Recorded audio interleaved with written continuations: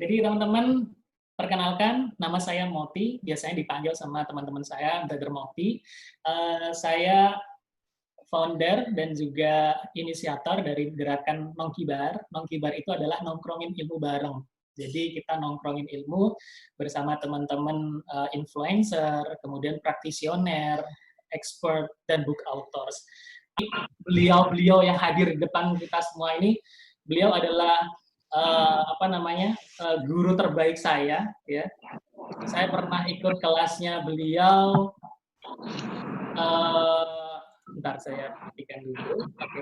Saya pernah ikut kelasnya masing-masing dari beliau ini di Jakarta dan di Jogja. Sekali lagi, Assalamualaikum. Selamat malam, Mas Bobi. Waalaikumsalam semuanya.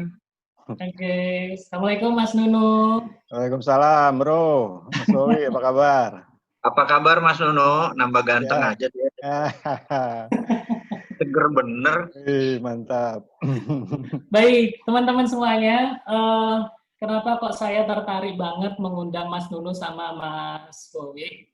Karena beliau ini dari beberapa bukunya itu sangat mengena banget. Kalau dari bukunya Mas Mardigu hampir semuanya kena, termasuk Mas Nunu. Tapi yang paling saya suka adalah ya, tulisan beliau yang Berani Kaya, kemudian Tajir Melintir, dan Pengusaha yang Nggak Ada Matinya ini.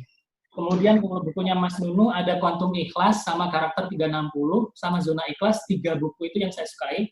Namun bukunya udah diambil teman ya beberapa bulan yang lalu, saya belum update, saya tadi cari di Gramet udah habis. So ada sesuatu yang unik gitu ketika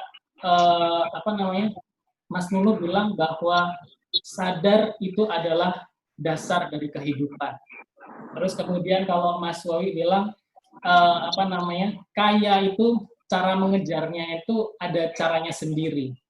Ada tips dan trik cara-cara tersendiri. Nggak semua orang bisa jadi kaya. Nah, nanti kita akan berbagi banyak hal di sini. Saya beri kesempatan dulu Mas Nunu pemaparan 10 menit, kemudian nanti Mas Mowi atau Pak Marigu 10 menit, baru mungkin dilanjutkan sesi tanya jawab atau interaktif. Semoga nanti jam 9 sudah bisa kita akhiri. Setuju? Mas Nunu, Mas Mowi? Siap. Ya, terima kasih. Silakan Mas Wowi. Mas Nunu, mohon maaf. Oke, alhamdulillah. Selamat malam semuanya. Assalamualaikum warahmatullahi wabarakatuh. Luar biasa, saya senang sekali bisa ketemu di sini.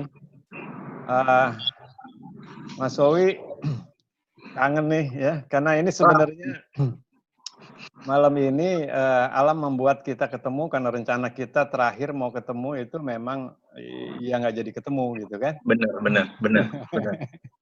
April ya harusnya kita kejanjian itu ya. Gara-gara COVID kita jadi nggak ketemu nih ya. Jadi ketemunya di udara nih. Iya. Oke. Nah, apa yang mohon izin Mas Bowi, saya mau. Mangga. Ya. Jadi malam ini saya dikasih tema adalah wisdom ya, millennials wisdom for better future. Ya. Yang pertama saya mau ucapkan prihatin ya untuk mereka yang terkena dampaknya secara langsung, maksudnya yang wafat dan kemudian para dokter ya, relawan dan lain sebagainya. Semoga semuanya cepat berlalu dan kita kembali bisa hidup normal. Nah, namun kita juga sebenarnya kena dampak secara langsung sehingga malam ini kita mau cari arti dari pertemuan kita, ya. Jadi, nah, COVID atau saya jarang saya sebutnya pandemi karena memang juga bagian dari kalimat yang harus kita secara sadar kita pilih. Dan pandemi malam ini saya jadikan singkatan percepatan di era milenial. Ya. Jadi bagaimana kita menghadapi pandemi, ya, yaitu sebenarnya dalam hidup ini kebetulan saya udah agak duluan kali ya daripada teman-teman atau adik-adik sekalian. Jadi kita apapun yang terjadi malam ini kita mencoba bagaimana kita berselancar di atas gelombang pandemi. Ya. Nah, percepatan apa sebenarnya? Jadi banyak orang yang kelamaan mikirnya, kelamaan ngambil keputusannya atau ngambil langkah. Ya, hidup itu antara krisis dan kesempatan, itu paling banyak kesempatan itu adanya di era krisis. Ya. Dan inilah eranya kita ngambil kesempatan. Dan kalau saya dulu waktu masih agak mudaan gitu ya, ada nongkibar kayak gini, wah, saya nggak tahu sekarang udah jadi apa ya. Dulu kita sangat nggak seperti sekarang lah ya. Nah, intinya saya sudah mengalami krisis udah 4 kali lah. Tahun 88 krisis saya pada diri saya sendiri, lalu 98 itu kita krismon, dan kemudian 2008, ya kan. Nah, sekarang ya, jadi 4 kali krisis ini ya udah cukup hafal juga sebenarnya apa yang harus dilakukan. Nah, pada dasarnya saat ini saya kira krisis dari semua krisis yang udah 3 kali sebelumnya, ini mempersiapkan saya sebagai orang tua sekarang. Untuk nemenin anak muda, anak-anak saya, anak-anak cucu kita ke depan, supaya hidupnya lebih baik. Nah, percepatan apa? Percepatan supaya wisdom bisa sejajar dengan knowledge. Karena kemarin itu dunia lari cuma pakai knowledge, cuma pakai otot sama otak, nggak pakai wisdom. Nah, wisdom itu keteteran. Akhirnya dikasihlah kita contoh polusi luar biasa, kita dikasih orang hutan kebakar, kita juga cuek aja, kita dikasih gunung sampah ya, melayang-melayang di atas lautan, kita pikir bukan urusan gue gitu kan. Padahal itu semua hasil kita cuma pakai knowledge sama otot, nggak pakai wisdom. Nah, jadi setiap ada kejadian itu pasti ada pesan buat kita. Di buku saya terakhir ada IPTN, itu hashtag saya keluarin. Itu adalah supaya mempersiapkan kita ikhlas dengan PTN. PTN itu petunjuk tuntunannya. Nah, termasuk setiap kejadian tersimpan petunjuk tuntunannya bagaimana kita ikhlas. Nah, ini petunjuknya sangat besar. Sehingga kita nanti insya Allah sambil ngobrol-ngobrol gini, saya harapkan anak-anak ke depan, anak cucu kita itu bisa berpikir jauh, ya tanpa harus tua, ya seperti Mas Moti ini luar biasa, saya sangat bangga dan juga teman-teman sekalian saya kira sama, itu adalah generasi muda yang mengambil peluang, memimpin, merubah Banyuwangi jadi seperti ini, itu ada di belakang layar sebenarnya Bro Moti ini yang luar biasa juga. Nah, supaya apa? Jadi kita bisa berpikir jauh supaya jadi bisa pemimpin dunia yang akan datang. Nah, itu yang nanti mempersiapkannya Mas Wowi itu ya.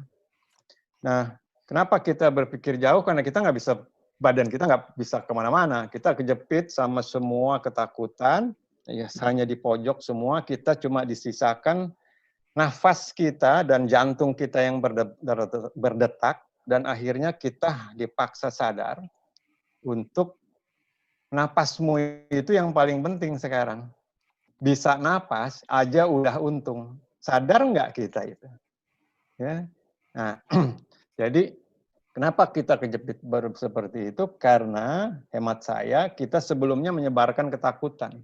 Dan ketakutan itu sekarang sedang balik ke semua orang, semua presiden, semua raja, semua saja itu semua sedang diinikan ketakutan. Karena ketakutan yang kita sebarkan lewat tindakan-tindakan yang kurang bijaksana. Itu nanti PR sama-sama, bagaimana bisnis lebih bagus, bagaimana politik lebih bagus, bagaimana pergaulan lebih bagus, kita mulai dari sekarang.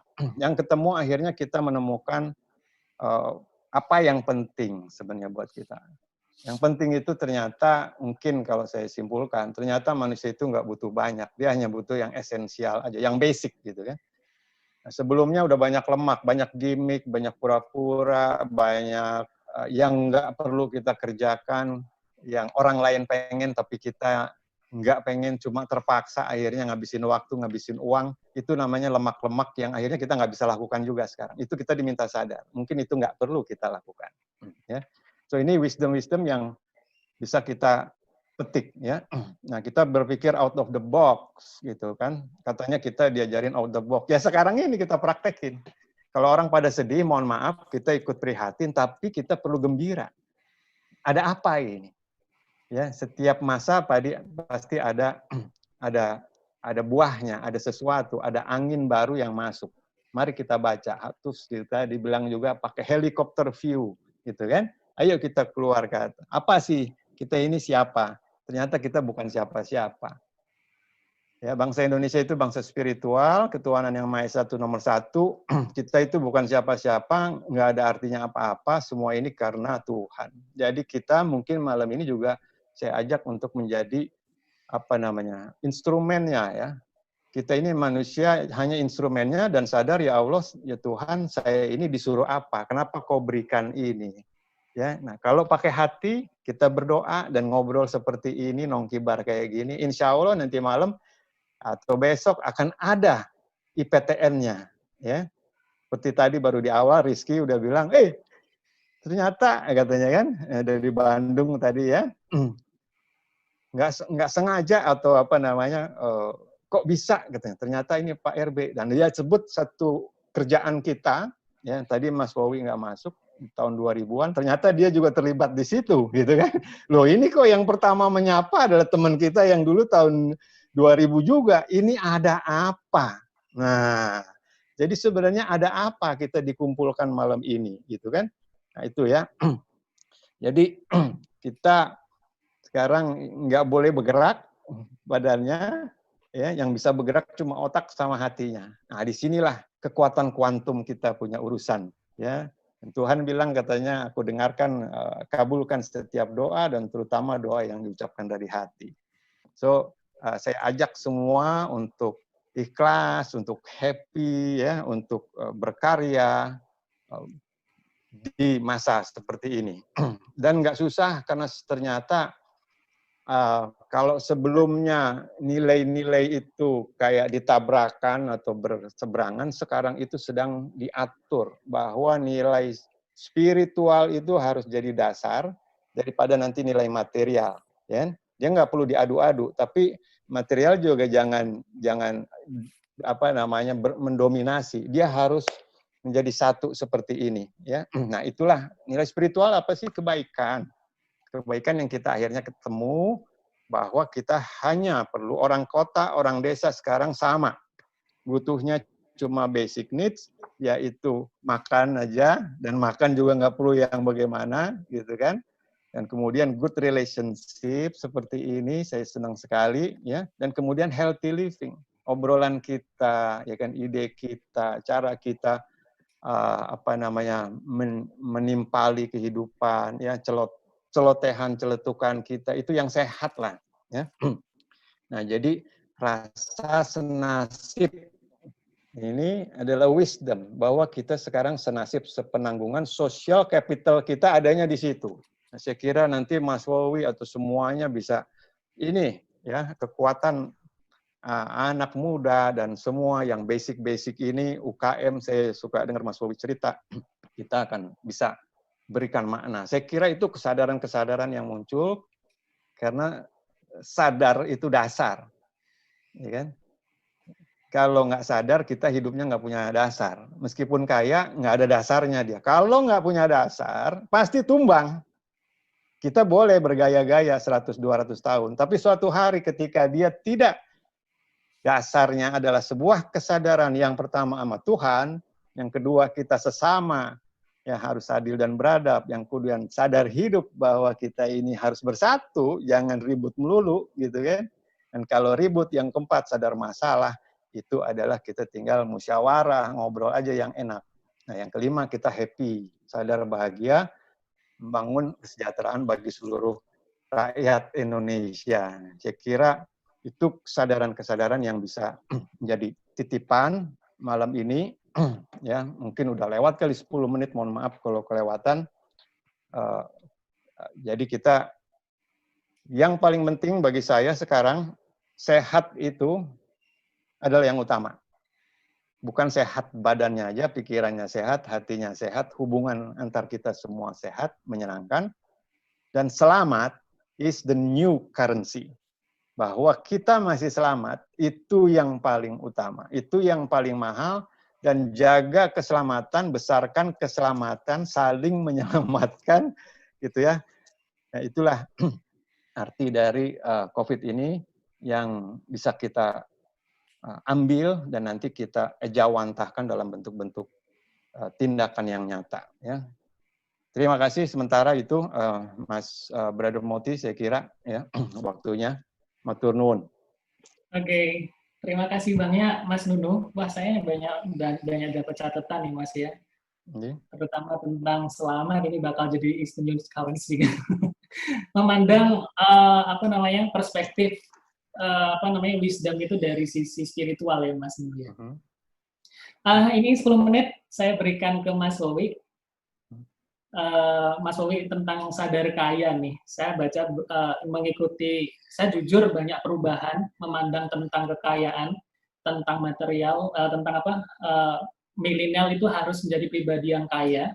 Ketika selesai mengikuti Millionaire Mindset Bootcamp, habis digodok, kemudian habis dicelupin ke panci yang panas sampai malam hari itu ya, dalam artian digodok sampai malam, sampai jam 1 malam. Dari situ saya berubah mindset bahwa ternyata kaya yang ada mindset saya itu beda dengan kaya yang ada di pola pikir Pak Mardigu. Ketika ditanamkan kepada kami waktu itu, banyak banget perubahan. Nah, salah satu pertanyaan besar mengapa Mas Wowi, bahwa milenial itu harus kaya, harus makmur gitu ya, harus makmur dan bertambah kaya.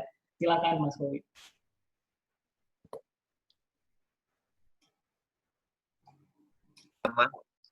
Terima kasih buat waktunya. Sekali lagi Assalamualaikum warahmatullahi wabarakatuh. Yang terhormat, yang saya cintai Mas RB Sentanu, Mas Moti. Jadi biar kayak formal aja dulu kayak pejabat kita mulai.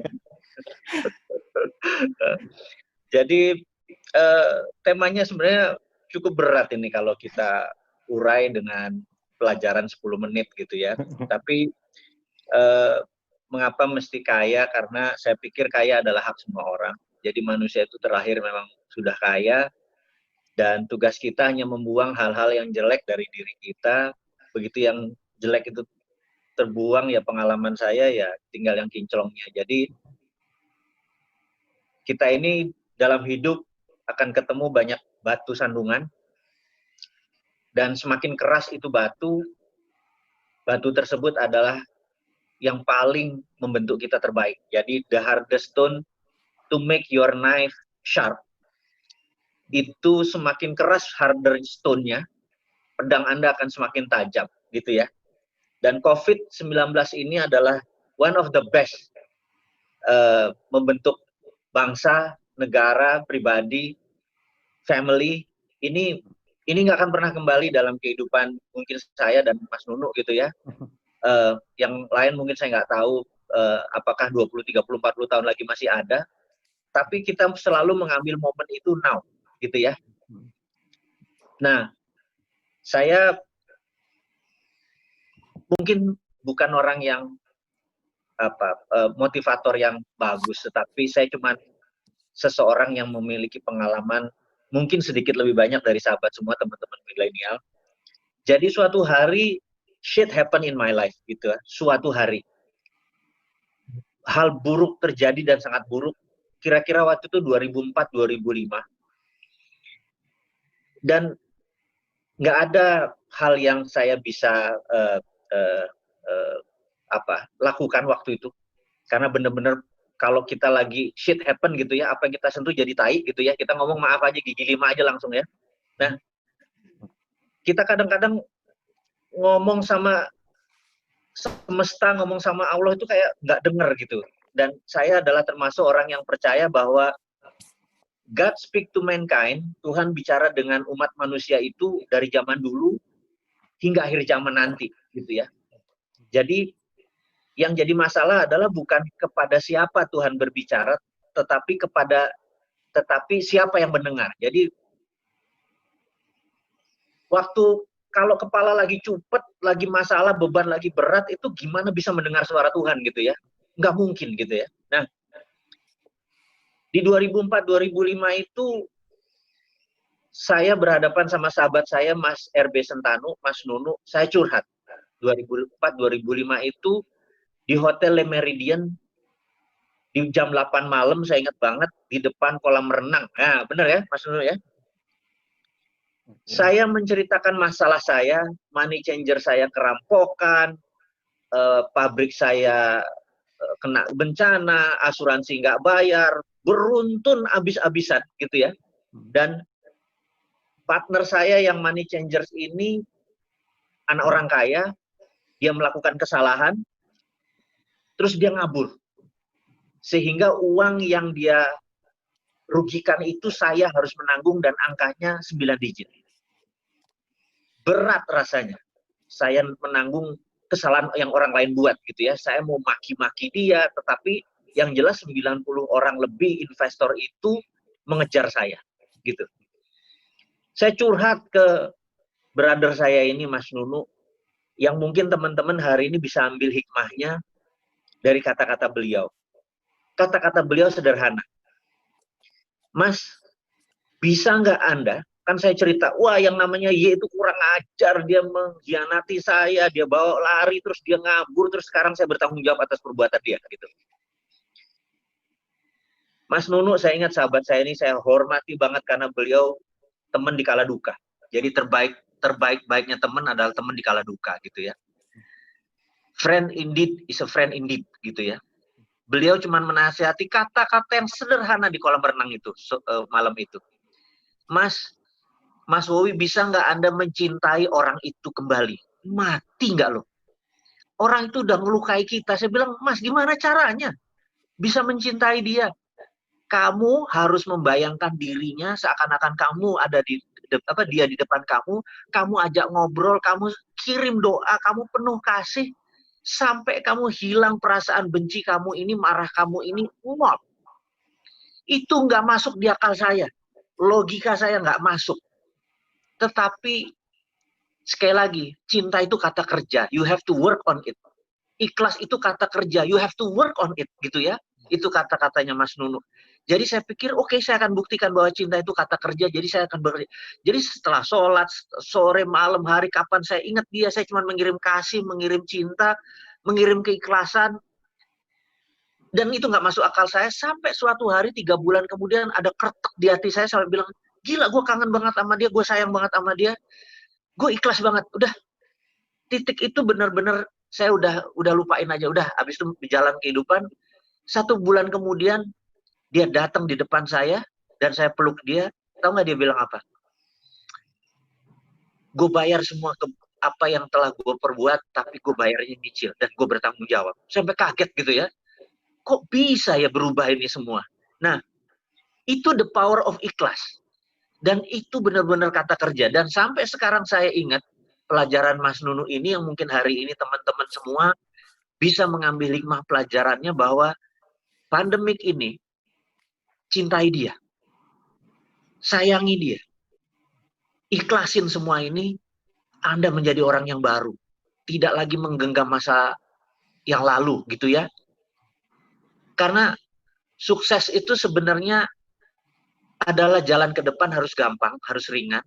Dan untuk gampang dan ringan itu ikhlas, buang semua apa yang ada dari genggaman itu. Dan saya tahu teman-teman yang lagi mendengarkan saat ini mungkin juga ada yang lagi masalah, lagi deep shit juga dalam hidupnya gitu ya. Untuk mengikhlaskan dan meninggalkan, untuk bebannya menjadi ringan nggak gampang. Tapi sekali lagi, saya ingat kata-katanya Mas Nunu, sahabat saya adalah cinta itu kata kerja. You have to work on it. Jadi saya rasa saya nggak panjang-panjang, ilmu saya nggak banyak. Mudah-mudahan ada faedah 10 menit ini. Sahabat saya Mas Nunu, terima kasih buat ilmunya. Dan Mas Moti, kelas Anda boleh kendalikan lagi. Terima kasih. Assalamualaikum. Waalaikumsalam warahmatullahi wabarakatuh. Masya Allah, luar biasa banget Mas Wowi. Oke, Mas Nunu sama Mas Wowi, ini lebih banyak interaksi dengan peserta aja, karena kemarin banyak japri. Saya pengen banget bisa ngobrol langsung dengan Mas Wowi, bisa ngobrol langsung dengan Mas Nunu, karena beragam hal yang pengen saya tanyain, terutama ketika baca bukunya Mas Nunu, baca bukunya Mas Wowi, dan juga beberapa ngikutin akun Instagram dan juga YouTube. Bagi teman-teman, saya membacakan dulu pertanyaan dari Q&A. Ada pertanyaan, saya ambil pertanyaan yang sesuai dengan topik ya teman-teman. Jadi kita topiknya hari ini tentang sadar kaya, tentang bagaimana membangun wealth, membangun kemakmuran, terutama bagi teman-teman milenial. Oke, Ada pertanyaan, Assalamualaikum Pak, saya punya anak usia 15 tahun, bagaimana caranya membranding anak supaya punya jiwa entrepreneur sejak kecil, dan kira-kira jualan apa sih yang saat ini cocok untuk anak-anak kelas 1 SMA? Saya berikan dulu pertanyaan ini ke Mas Nunu. Bagi teman-teman yang mau nanya, silakan diberikan kepada siapa lewat fitur Q&A. Saya berikan dulu ke Mas Wowi ini pertanyaan. Gimana Mas? Kira-kira anak-anak yang bagaimana caranya bisa membangun jiwa entrepreneur sejak kecil? Jadi kalau pendapat saya, bisnis itu simple, gitu ya. Dan bisnis itu adalah pengulangan-pengulangan hal-hal yang terkecil. Dan menjadi pebisnis benar, Anda harus bisa jualan. Dan tidak semua salesman itu bisa jadi pebisnis. Jadi belajar jualan itu adalah menjadi fardu, menjadi wajib gitu ya, menjadi bisa jualan. Dan saya pikir pada saat ini di era digital, dan saya tahu bahwa 20% UKM Indonesia saat ini kebal corona, alias dia tidak jatuh. Ada sahabat saya Yoyo, omsetnya naik 300% 2 bulan terakhir. Satya masih 28 tahun, Alvan 23 tahun. Semua adalah pebisnis 4.0 berbasis digital. Jadi mereka memang kebal resesi. Dalam hal ini kebal corona, bukan kebal resesi. Karena mereka memang biasa menggunakan serangan udara. Jadi battleground-nya bukan daratan seperti brick and mortar, atau brick mortar itu adalah brick itu batu bata, mortar itu adalah semen. Di mana yang tradisional itu adalah kita harus membangun toko, membangun kafe, membangun kantor, ada brick dan mortar. Tapi di zaman sekarang brick mortar itu nggak ada. Zaman sekarang brick mortar itu adalah digital gitu ya. Nah, jadi saya sangat sarankan untuk yang muda-muda ini adalah melakukan digital marketing. Anda bisa menjadi reseller, menggunakan social media, Anda bisa link, Anda share, Anda jadi affiliate, Anda jadi reseller, Anda jadi dropship. Itu jauh lebih powerful, dan ini Anda tidak meninggalkan rumah. Anda benar-benar bekerja dengan jari Anda gitu ya. Nah, anak-anak sekarang ini emang friendly to gadget. Jadi saya menyebutnya generasi C. Generasi C itu adalah connected generation. Jadi mereka connect ke apa aja, connect gitu ya. Gadget, ke tools, ke ini. Jadi sahabat, bagi yang punya putra-putri usianya teenagers di atas 13 tahun sampai mungkin kuliah, saya sarankan masuk ke dunia digital, menjadi affiliate, menjadi reseller, dan hanya untuk nge-feel aja, mengenal apa yang namanya menjual, mengenal apa namanya membangun trust. Karena jualan itu 82% bukan karena produk, tetapi karena percaya pada yang menjual. Jadi, how to sell yourself before you sell your stuff. Bagaimana Anda menjual diri Anda sehingga Anda dipercaya, baru Anda menjual produk Anda. Itu adalah esensi daripada selling. Dan selling itu Anda harus build. Anda harus pelan-pelan membangun kepercayaan tadi. Nah, begitu trust orang banyak, convenience dengan kita, jual apa aja kita laku gitu ya. Nah, itu mungkin saran yang singkat dari saya. Terlalu teknis sih. Saya harapkan malam ini non teknis sebenarnya, lebih ke spiritual.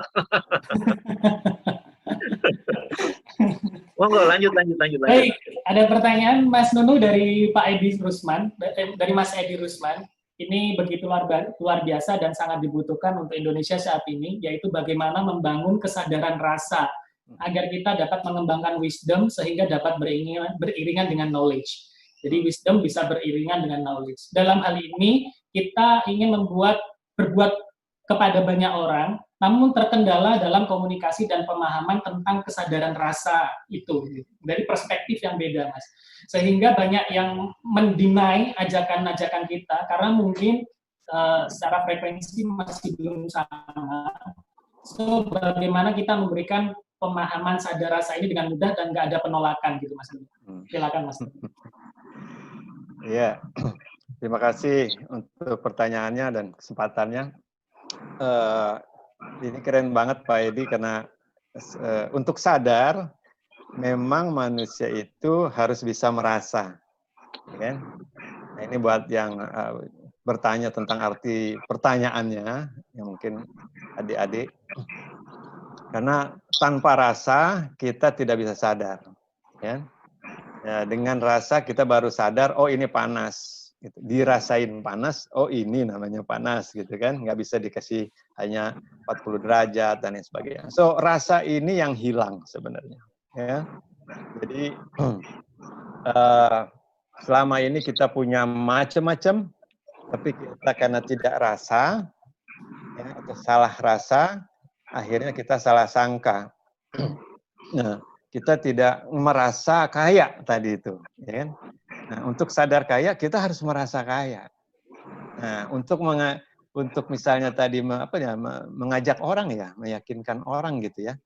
Saya kira saya sendiri, mohon maaf, tidak pernah berusaha mengajak orang. Saya hanya tadi menjual diri dalam bahasanya Mas Bowie, adalah saya jual rasanya saya. Yang saya bawa ngobrol di sini, itu yang saya rasa.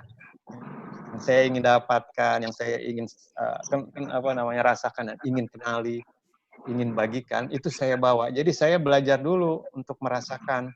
Karena kalau bahasa Jawanya saya ingat, orang tua dulu bilang, lebih baik bisa merasa lebih baik daripada merasa bisa. Nah ya, dengan knowledge kita merasa bisa tuh biasanya, tapi kita bisa merasa dulu. Jadi latihan dulu kita, bahwa tadi, bisa nggak kita merasakan bahwa pandemi ini menemani kita, bukan menakut-nakutkan kita. Kemudian timbul rasa yang tadi, cintai dia, gitu ya, kalau bahasa Mas Bowie. Nah kita belajar di situ. Ya, dengan kita bisa belajar, kita menampilkan rasa itu, orang lain akan melihat. Nah rasa itu luar biasa kerjanya. Dia lebih cepat daripada pikiran. Jadi ketika kita merasa dengan betul, kemudian yang terjadi itu akan lebih cepat gitu ya. Attraction-nya atau connect. Nah tadi generasi C itu generasi rasa. Nah, ini kalau boleh dibilang malam ini kita ketemu yang lagi mau dibangunkan untuk generasi C itu otaknya dan semuanya juga udah bagus, rasanya nanti ini. Nah ini mudah-mudahan ke depan kita bisa menyatukan rasa dan kemudian menyebarkan rasa tadi. Latihan untuk merasa ya, latihan merasa dan mengatakan kepada tadi musuh kita, atau bahkan nggak usah musuh kita, di depan kita ada apa ini kan? Di depan kita ada gelas gitu kan? Kita pikir gelas itu biasa, padahal kalau kita rasain nggak punya gelas gimana kan? Nah di situ kita rasain terima kasih sama gelas. Jadi kita bersyukur sama segala sesuatunya. Saya kira itu bisa dimaknai dan diolah ya. Lebih banyak merasa bisa menambah rasa syukur kita ya Mas Nuno. Betul. Saya lanjut pertanyaan berikutnya dari Mas Aditya Rosadi. Di pertanyaan ini ditujukan untuk Pak Wowi, Mas Wowi. Bagaimana cara kita mengambil bisnis agar sejalan dengan keyakinan kita, Mas Wowi? Dan Mas Wowi, apa sih yang mendasari bikin rumah yatim? Padahal kan udah enak tuh kan, kok masih ribet mikirin anak-anak yatim gitu, Mas Wowi? Semua saya ini orangnya sederhana, kepala saya simple, otak saya mikirnya nggak terlalu panjang gitu ya. Dan semua teman-teman tahu bahwa saya ini nakal gitu. Jadi saya ini bukan punya uang baru membangun rumah yatim gitu. Tapi saya cuman saya itu trading dengan Allah, itu saya trading gitu. Jadi saya nakal gitu. Saya menuntut apa yang dia katakan di dalam Al-Quran ya, cuman menuntut ternyata benar gitu ya. Jadi saya kadang-kadang Mas Nunu pernah mengingatkan saya adalah ujilah imanmu, kalau enggak imanmu menguji dirimu gitu. Jadi daripada nanti iman kita menguji kita, ya sudah kita uji aja iman kita. Jadi kita cari masalah. Jadi daripada iman kita menguji kita nggak siap, bener nggak? Ya udah kita masuk aja, kita menguji. Jadi kalau ada uang suatu hari ini ya, saya coba buang semua, kasih masjid, pesantren, sampai habis uang saya, terus saya bilang tuh ini Allah nih, saya udah di jalanmu, ayo mana gimana, balik tuh gitu ya. Jadi ajaib memang semesta Allah kalau udah punya sistem itu gitu. Nah, jadi saya sangat percaya dan saya berkali-kali dalam bertuhan itu menemukan beliau itu versi saya. Jadi bertuhan itu sangat pribadi, tapi kalau beragama mungkin lebih universal gitu ya. Dan saya lebih menyatakan lebih nyaman bahwa bertuhan itu adalah nggak bisa diwakili. Jadi si A bertuhannya begini, si B bertuhannya begini, bukan berarti A lebih benar atau C lebih benar, enggak juga. Gitu. Tapi kalau beragama sama gitu ya. Nah, jadi suatu hari di tahun 96 saya tuh punya perjalanan haji saya dengan nenek saya dari sisi ibu dan nenek saya dari sisi ayah. Jadi dua-dua ini saya hajikan tahun 96 dan saya waktu itu mungkin hanya yang fardu-fardunya aja, yang sunah-sunahnya saya cuma bantu nenek saya yang sudah 70 tahun, udah sepuh udah. Dan waktu itu tahun 96 itu haji akbar, jadi benar-benar padat sekali gitu. Jadi bahkan saking padatnya kalau tawaf itu nenek saya bisa keangkat kakinya karena digapit dari orang-orang Turki yang gede-gede, orang Afrika gitu. Dan tapi entah bagaimana selalu aja ada kemudahan gitu. Dan saya banyak bolong-bolongnya, tapi saya nggak peduli karena saya memang lagi meniatkan menghajikan mbah saya itu berdua, itu mbah dari ibu dan mbah dari bapak. Itu memang kaulnya saya, niatnya saya. Nah, sampailah di masa di mana setelah subuh kita akan melempar jumroh. Dan Anda bayangkan, jumroh itu dulu masih ada Mina. Mina tuh terowongan Mina masih belum 2, masih 1 dan banyak sekali korban sering terjadi. Jadi Anda bayangin gimana caranya kita bisa nyebrangin Mina untuk melempar jumroh gitu ya. Saya cemas sekali, tapi mbah saya bilang, "Le," manggil saya Tole gitu ya, "Le, kapan mbah jumroh gitu?" "Mbah, bentar mbah, ngapunten sebentar mbah, nunggu sebentar, saya jualan nyari data gitu ya." Saking frustrasinya ya sudah, saya nunggu aja, udah nunggu aja deh gitu ya. Saya baca Quran, begitu dibuka itu ada surat Al-Kahfi dan langsung ayat yang saya lihat adalah perjalanan Nabi Musa yang dihentikan oleh Nabi Khidir, di mana di ayat itu Nabi Musa dianggap gagal karena Nabi Musa kan nggak boleh nanya, tapi Nabi Musa nanya terus gitu ya, sampai Nabi Khidir bilang udah lu nggak usah ngikutin gua lagi, lu nggak bisa gitu ya.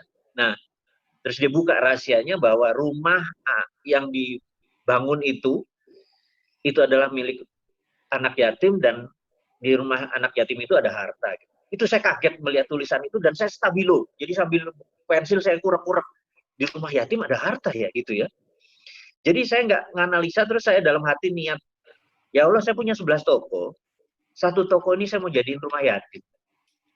Tapi saya minta ya Allah, ini lancarin mbah saya ini jumroh gitu.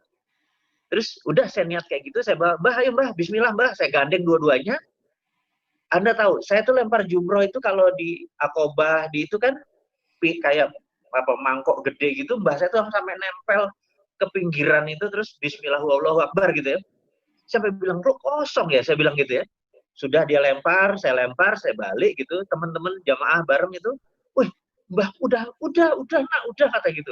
Mereka pada, oh ya yuk jalan ke sana, terus balik lagi, mana orang penuh gitu.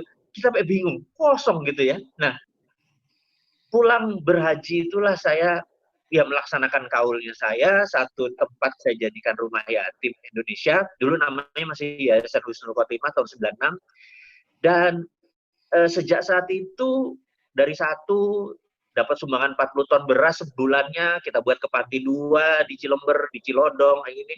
Akhirnya punya 60 lebih dan alhamdulillah saat ini ya berapa? 69, anak-anaknya sekitar 7 ribuan lah gitu ya, berkembang.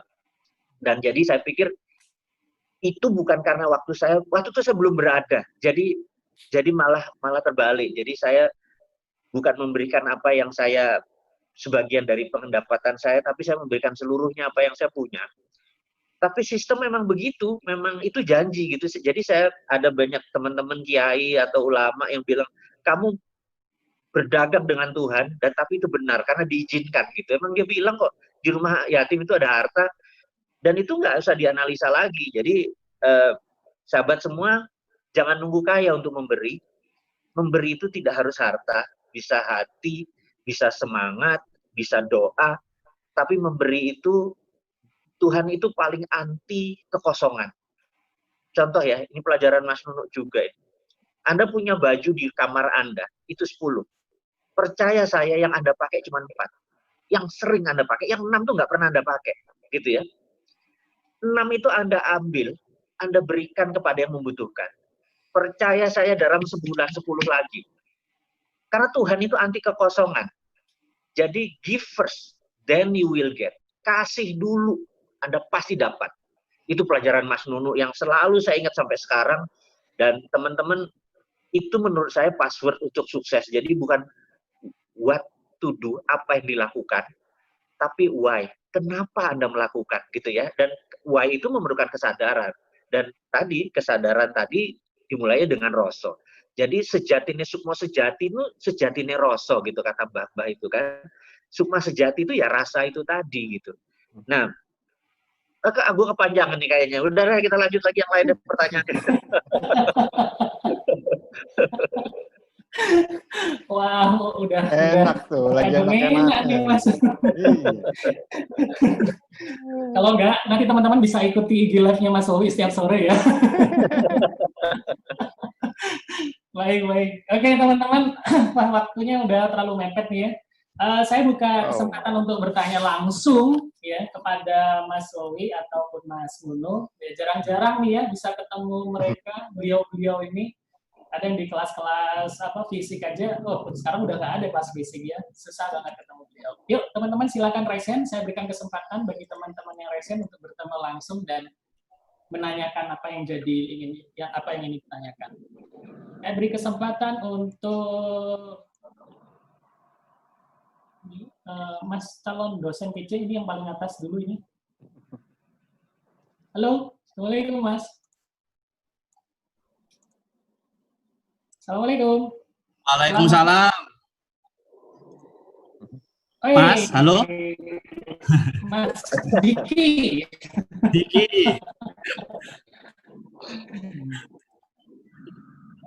Ya, siap Mas. Silakan Mas Diki. Pertanyaannya untuk siapa nih? Untuk berdua. Bosman, Mas Wowi. Siap, silakan. Oke, assalamualaikum warahmatullahi wabarakatuh. Selamat malam Mas Wowi, Mas Anu. Terima kasih kesempatannya. Nah, Mas Bosman ini kan lagi viral lagi nih, sejak pertama yang di videonya Mas Helmi Yahya, itu udah viral, rame. Terus lebih rame lagi yang di Mas Deddy Kobuser.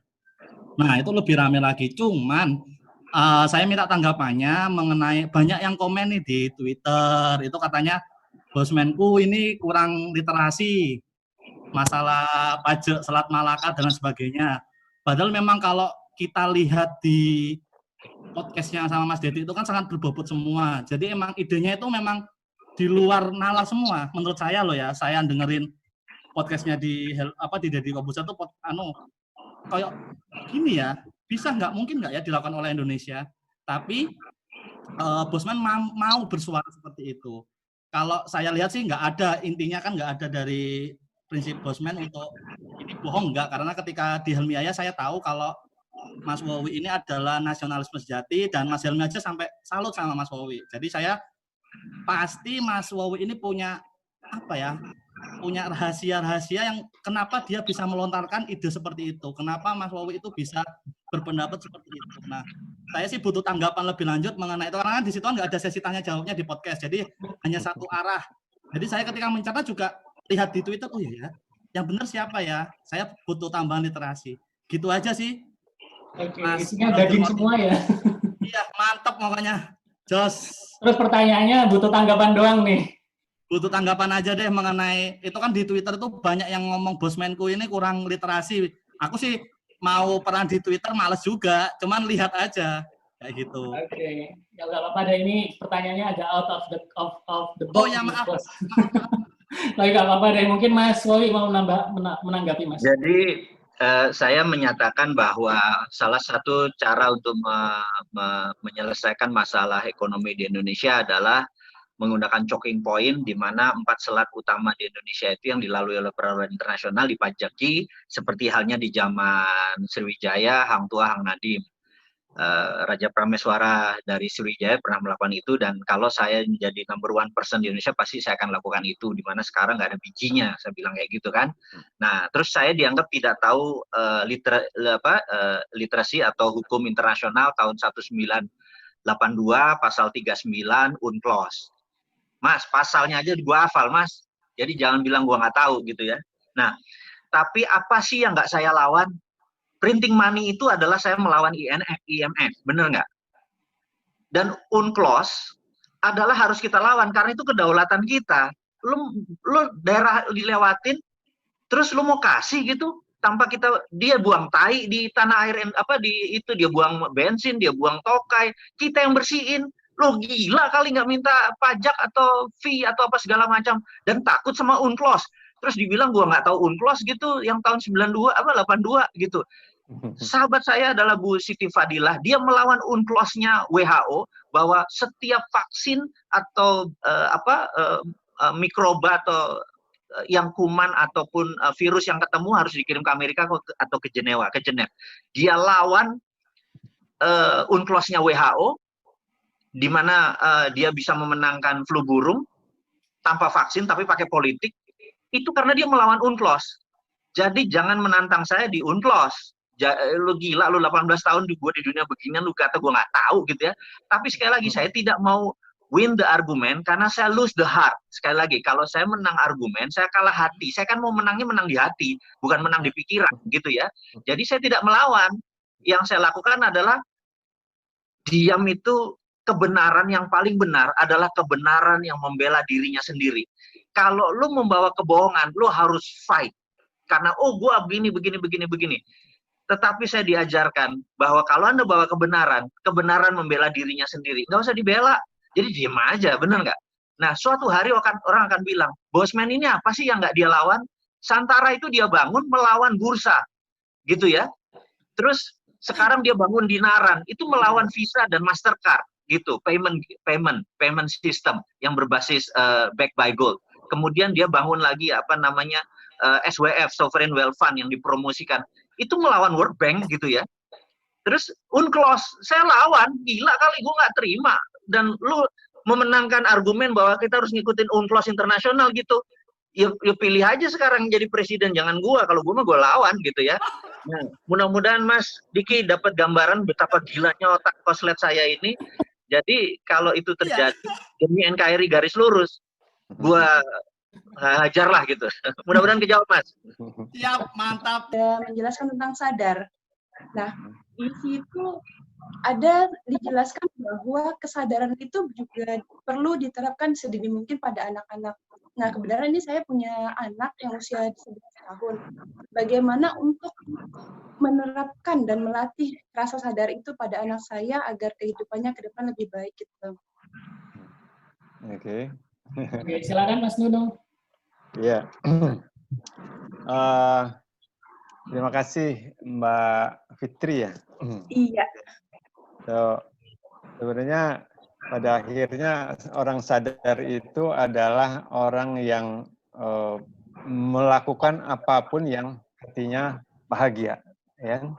Orang yang pertama tadi saya mau nerusin dari Mas Wawi. Sebenarnya itu banyak rahasia bagaimana dia bisa mengeluarkan itu semua. Bahwa dia salah satunya ya Mbak Fitri itu harus berani diam. Satunya pertama ya. Sekarang ini kita lagi belajar ini untuk bisa nanti bergerak, untuk bisa melakukan percepatan, Anda harus menguasai perlambatan. Untuk menguasai gerakan, Anda harus menguasai kediaman. Nah, kediaman ini yang lagi diajarin sama COVID. Karena kediaman itu artinya rumah kita. Nah, jadi harus bisa diam. Karena kalau kita bisa diam, nanti kita bisa merasa.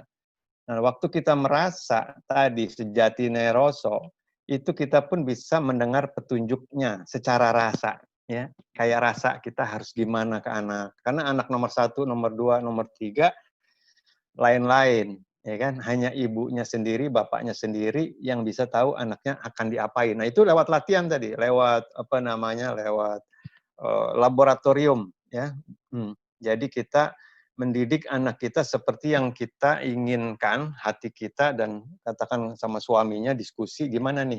Lalu nanti besok dicoba gini, besok dicoba gitu. Nanti anak-anak itu bisa ngerti gitu ya. Contoh, saya dengar tadi cerita ke tanah sucinya Mas Wowi, saya jadi ingat bapak saya itu nggak pernah ngajarin saya untuk sholat, nggak pernah nyuruh saya sholat. ya. Tapi dia sangat efektif ya, sehingga saya nemu sendiri gitu. Apa yang dikasih tahu? Ini saya contoh ya, karena luas ya Mbak ya. Bapak saya hanya bilang waktu kecil, "No, nanti kalau kamu main denger azan, kamu berhenti dengerin. Stop main kamu berhenti dengerin." Saya sebagai anak nurut sama orang tua, kalau ada azan lagi ngapain saya berhenti dengerin gitu kan. Lagi main bola saya kirim ke orang, saya berhenti dengerin gitu kan. Lama-lama ini apaan gitu kan. Nggak taunya kan pas gede saya tahu itu azan adalah panggilan sholat.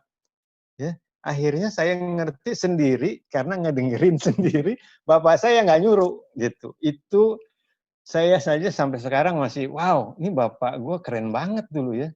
Nancep gitu jadinya. Nah, cari itu cara-cara yang kita temukan sendiri ya. Nanti anak kita itu tahu gayanya orang tua kita. Kayak anak saya, mohon maaf, nggak saya untuk minta supaya ngajar seperti saya.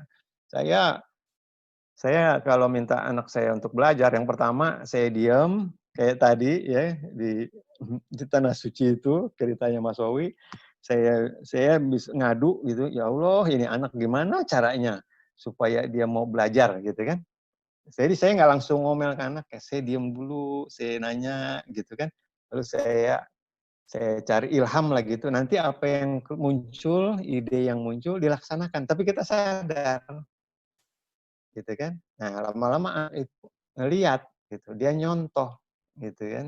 Nah, itulah nanti juga insya Allah salah satu contohnya waktu habis saya seperti itu tuh saya minta izin minta tuntunan Tuhan gitu kan ngajarin anak saya, itu pas saya melek gini gitu kan, tiba-tiba anak saya yang lari-lari waktu kecil dulu tuh dia bilang, "Bam," katanya. Dia panggil saya Babam kan. "Jangan ganggu aku ya," katanya. "Kenapa, Mas?" "Aku mau ke kamar sendiri, aku mau belajar." Hah, dalam hati gitu. Belum saya suruh tuh, saya mau ngomel sama dia, tapi dia bergerak. Jadi hati tadi katanya Mas Wowi ya. Hati kita. Nah, kalau kita mau latih untuk didik anak bisa, untuk bisnis bisa, untuk ngelawan penjajah bisa, untuk apa aja lah pokoknya kan. Nah, ini waktunya wisdom kita keluarkan lah ya. Gitu mungkin Mas Bro Moti. Thank you. Suaranya belum keluar, Bro Moti. Oke, terima kasih Mas Nunu. Mbak Fitri, terima kasih. Cukup puas ya pertanyaannya, jawabannya ya. Ya, terima kasih Mas. Oke, terima kasih. Baik, teman-teman sekalian, waktunya ternyata cukup cepat banget ya. Sudah jam 9. Mohon maaf sekali, Nongkibar yang kali ini memang kami batasin cukup 1 jam aja. The next. Jadi teman-teman bisa join lagi ke Nongkibar berikutnya. Nongkibar itu apa sih? Nongkrongin ilmu bareng. Jadi ini adalah inisiasi teman-teman milenial di daerah, kita membangun Indonesia dari daerah. Alhamdulillah sudah terbentuk hampir 2.000 peserta, 2.000 peserta member, anggota yang mana terus ikut kegiatan-kegiatan kami. Mas Wowi, Mas Nuno, sekali lagi terima kasih atas kesediaannya menyempatkan waktu. Sebenarnya banyak banget yang pengen kita sharingkan, ternyata waktu nggak cukup. Yeah. Sampai subuh pun, sampai sahur lagi nggak cukup nih Mas Wowi sama Mas Nuno ya. Cuman saya ingin satu kalimat atau 2 kalimat closing statement, pesan untuk teman-teman milenial khususnya di daerah Mas Wowi sama Mas Nuno. Di Banyuwangi, di Trenggalek tadi ada teman-teman ya, di Jawa Timur, Jawa Tengah, dan beberapa di luar Jawa. Apa sih pesan untuk teman-teman milenial? Mas Nuno silakan. Dari saya, yuk kita jadikan ini zaman baru ini, new normal ini, untuk berani ngikutin kata hati kita. Ya, ikutin kata hati itu apa? Yaitu apa sih yang kamu seneng? Nggak ngikutin orang lain gitu. Ya, lihat tuh Mas Wowi jadi rebel tuh gitu, karena dia begitu aja gitu kan, happy dia kan. Nah, nggak ngikutin kata orang lain gitu, kata hatinya dia gitu. Jadi cuma nanti jalannya ngapain? Itu lakukan apa yang bikin orang happy, apa yang bikin kita bahagia, gitu kan? Dengan semangat berbagi dan kebersamaan. Saya kira itu closing statement saya ya. Ke depan insya Allah Indonesia akan jaya lah dengan kita semua. Ini bayangin kalau 1.000, 2.000 ini Mas Wowi pimpin aja monggo lah. Pasukan siap. Ada yang bilang the humble rebel katanya tuh. Waduh, keren. Iya. Ya, humble rebel benar. Baik, terima kasih Mas Nunu. Silakan Mas Owi. Iya. Teman-teman, saya cuman memberikan 1 menit, mungkin nggak nyampe, adalah di mana di podcastnya Mas Deddy Corbuzier mengingatkan bahwa COVID ini banyak yang mengatakan ini ujian, ini masalah, dan lain sebagainya. Dan apa pendapat Anda seorang bosman? Saya bilang blessing. Ini nggak datang 2 kali dalam kehidupan Anda. Ini adalah the hardest stone to make your knife sharp, gitu ya. Ini adalah batu yang sangat keras yang membuat pedang Anda sangat tajam. Manfaatkan semua momen ini untuk menjadi Indonesia yang terbaik. Dan Indonesia adalah kolektif. Jadi Indonesia adalah benda mati, benda hidup itu adalah sahabat semua.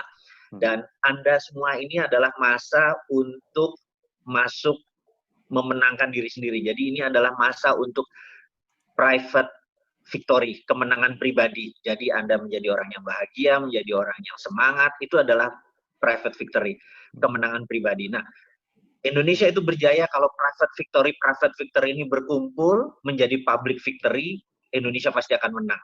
Dan public victory itu adalah terdiri dari Anda semua, orang-orang berkepribadian menang, orang-orang yang dengan kesadaran tinggi, atau narapati, nara adalah manusia, pati adalah tinggi. Dan untuk itu, dasarnya adalah Anda mengendalikan rasa tadi. Karena sukma sejati itu hanya bicara dengan hati, ke hati yang bersih. Saya rasa itu aja dari saya. Terima kasih semuanya. Luar biasa Anda semua. Sukses.